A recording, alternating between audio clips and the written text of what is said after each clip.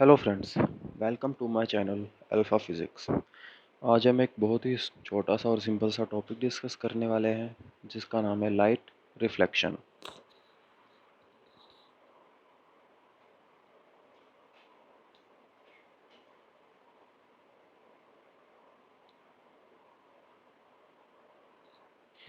तो दोस्तों देखिए, पहला सवाल ये आता है कि आप कोई भी ऑब्जेक्ट देख पा रहे हो, वो कैसे देख पा रहे हो। तो कोई भी ऑब्जेक्ट आप देख पा रहे हो वो लाइट के हेल्प से देख पा रहे हो।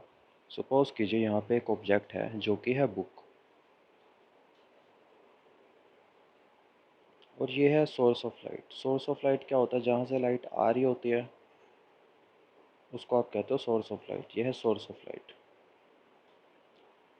लाइट कैसे बनती है, कितने टाइप्स की होती है, अलग अलग लाइट है, तो वो चीज़ हम बाद में डिस्कस करेंगे आगे आने वाले टॉपिक्स में। सोर्स ऑफ लाइट है, नेचुरल सोर्स है, आर्टिफिशियल सोर्स है, ये सारी चीज़ें बाद में डिस्कस करेंगे। और यहाँ पे आप क्या कर रहे हो? ऑब्ज़र्व कर रहे हो। एक साइड से लाइट आ रही है और एक साइड से आप क्या कर रहे हो? ऑब्ज़र्व कर रहे हो, कोई चीज़ देख पा रहे हो। तो आप इस बुक को देख पा रहे हो। ये कैसे पॉसिबल है? जो यहाँ से लाइट के सोर्स से जो रेज़ ऑफ लाइट आ रही है, देखिएगा लाइट के सोर्स से क्या आ रही है? Rays of light. और ये रेज़ ऑफ लाइट बुक के ऊपर रिफ्लेक्ट होकर फिर आपकी आइज़ तक पहुंच रही है। तो ये बुक एक किस तरह का ऑब्जेक्ट है? बुक ऐसा ऑब्जेक्ट है जिसको आप कह सकते हो ओपेक। ओपेक ऑब्जेक्ट वो ऑब्जेक्ट होता है जिसके अंदर लाइट एंटर नहीं करती। आप बुक का सरफेस देख पाओगे, आप ये नहीं देख पाओगे उसके अंदर पेज में क्या लिखा है जब तक आप उसे ओपन ना करो। तो सरफेस से देखोगे तो आपको बुक का सरफेस ही नज़र आएगा। तो यहाँ पे क्या हो रहा है? एक सरफेस फिनोमिना हो रहा है। इस सरफेस फिनोमिना को आपने कहा रिफ्लेक्शन। तो आज हम पढ़ने वाले हैं light reflection.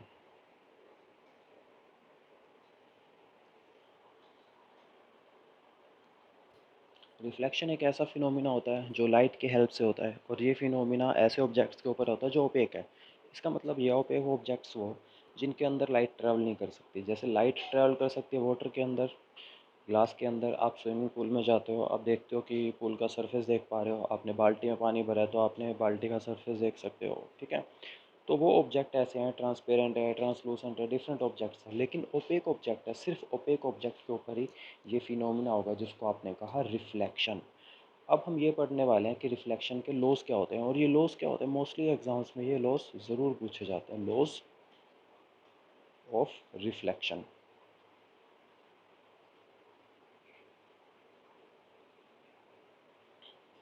Loss of reflection हमारे दो तरह के होते हैं, टू टाइप्स।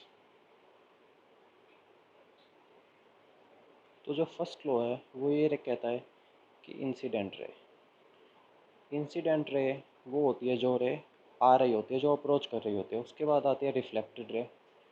रिफ्लेक्टेड रे वो होती है जो रे वापस जा रही होती है रिफ्लेक्ट होने के बाद। और एक आता है हमारे पास नॉर्मल। तो ये तीन चीज़ें होती हैं, these all lie in the same plane. ये सेम प्लेन में लाई करता है। प्लेन होता है जैसे आपका प्लेन ऑफ पेपर। प्लेन वो होता है जो आपका 2D में होता है, जैसे एक्स वाई एक्सिस हो गया, वाई जेड एक्सिस हो गया, जेड एक्स एक्सिस हो गया। तो यहाँ पे आप कोई ऑब्जेक्ट कंसीडर कर लीजिए, जैसे कोई भी ऑब्जेक्ट है, और यहाँ पे एक इमेजिनरी परपेंडिकुलर बना हुआ है। ये इमेजिनरी परपेंडिकुलर है, एक तरह की लाइन है, इसी को आप नाम देते हो नॉर्मल। जो रे ऑफ लाइट अप्रोच कर रही है, यानी कि जो रे ऑफ लाइट इस ऑब्जेक्ट के ऊपर इंसिडेंट कर रही है, उस रे को आप नाम दोगे इंसिडेंट रे। आई आर से हम रिप्रेजेंट करेंगे। और जो रे रिफ्लेक्ट होने के बाद वापस जा रही है, इसको नाम देंगे आर आर, यानी कि रिफ्लेक्टेड रे। तो यहाँ पे एंगल फॉर्म हो रहा है हमारा इंसिडेंट रे और नॉर्मल के रे के नॉर्मल के बीच में। इसको आप कहोगे incident angle, angle of incidence.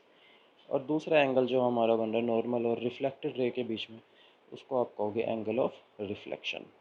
तो फर्स्ट जो हमारा लॉ है वो बहुत ही इंपॉर्टेंट है। क्या कहता है कि इंसिडेंट रे जो रे आ रही है अप्रोच कर रही है, और रिफ्लेक्टेड रे जो रे वापस जा रही है, और जो हमारा नॉर्मल है, ये तीन चीज़ें हमारी सेम प्लेन में लाई करती है। जैसे ये प्लेन ऑफ पेपर आप देख पा रहे हो, तो ये एक प्लेन हो गया। इसी के ऊपर सपोज करिए रे ऑफ लाइट आ रही है, रिफ्लेक्ट कर रही है, किसी और डायरेक्शन में जा रही है, और यहीं पर एक नॉर्मल बना हुआ है 90 डिग्री का परपेंडिकुलर होता है जो इमेजिनरी लाइन होती है। तो पहला लॉ क्या होता है कि ये तीनों चीज़ सेम प्लेन में लाई करती है। सेकंड लॉ होता है वो ये है कि angle of incidence is always equal to angle of reflection. ये जो दो लॉज हैं, ये दो एंगल हैं, ये आपके हमेशा इक्वल रहेंगे। अब यहाँ पे इम्पोर्टेंट बात ये रहती है कि these laws never fail.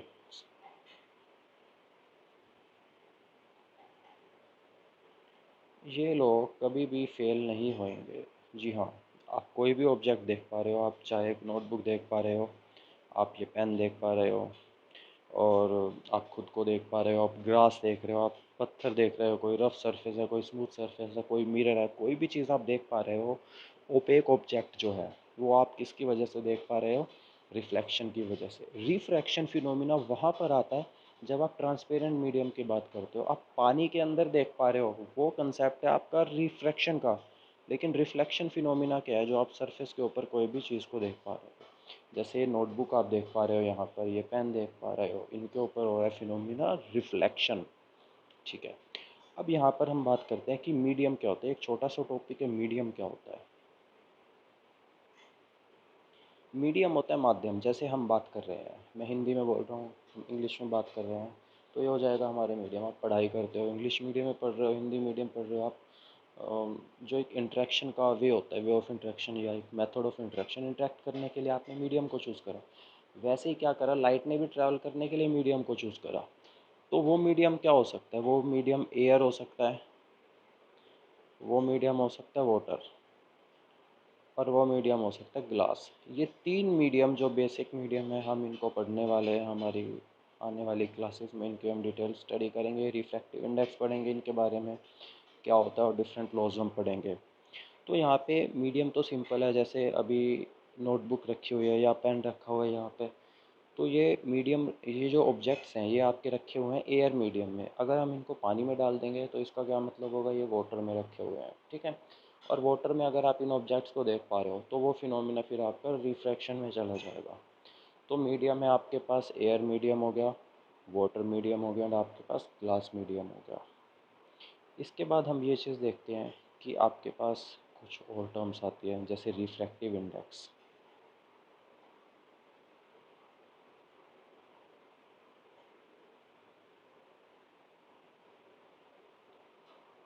Refractive index का एक प्रॉपर फॉर्मूला होता है, जिसको आप म्यू, ये म्यू का सिंबल है, कुछ बुक्स में आपको एन भी मिलेगा। ये होता है C divided by V. C क्या होता है आपके पास? Speed of light, speed of light in vacuum. Vacuum एक ऐसी जगह होती है जहाँ पर there is no particle present, कोई पार्टिकल नहीं है। और लाइट जब ट्रैवल कर रही है वैक्यूम में, मीन्स वहाँ से लाइट ट्रैवल कर रही है जहाँ पे कोई पार्टिकल नहीं है, तो लाइट के लिए कोई बाधा नहीं रहेगी रास्ते में, लाइट आराम से ट्रैवल कर सकती है। तो लाइट की स्पीड वहाँ पे सी की जो वैल्यू होती है वो हमारे पास फिक्स वैल्यू होती है, 3 × 10⁸ मीटर पर सेकेंड। और वी की वैल्यू हमारी जो है वो चेंज होती है। वी की वैल्यू चेंज होती है हमारी कि हमारे पास मीडियम कौन सा है। यहाँ से हम रिफ्रैक्टिव इंडेक्स कैलकुलेट कर सकते हैं किसी भी मीडियम का। हम एयर का कैलकुलेट करेंगे, वाटर का, ग्लास का। ग्लास में भी डिफरेंट कैटेगरीज है, ग्राउंड ग्लास पढ़ेंगे, फ्रिंट ग्लास पढ़ेंगे। तो ये सारी चीज़ें हम हमारे नेक्स्ट टॉपिक में कवर करेंगे, नेक्स्ट सेशन में कवर करेंगे। तो आज के लिए बस इतना ही। टॉपिक को रिवाइज़ कीजिएगा। कोई डाउट है तो आप मुझसे पूछ सकते हो। कोई और टॉपिक पढ़ना चाहते हो तो आप कमेंट सेक्शन में बता सकते हो। अगर आज का वीडियो आप लोगों को पसंद आया तो वीडियो को लाइक करना, शेयर करना और चैनल को सब्सक्राइब करना मत भूलिएगा। Thank you.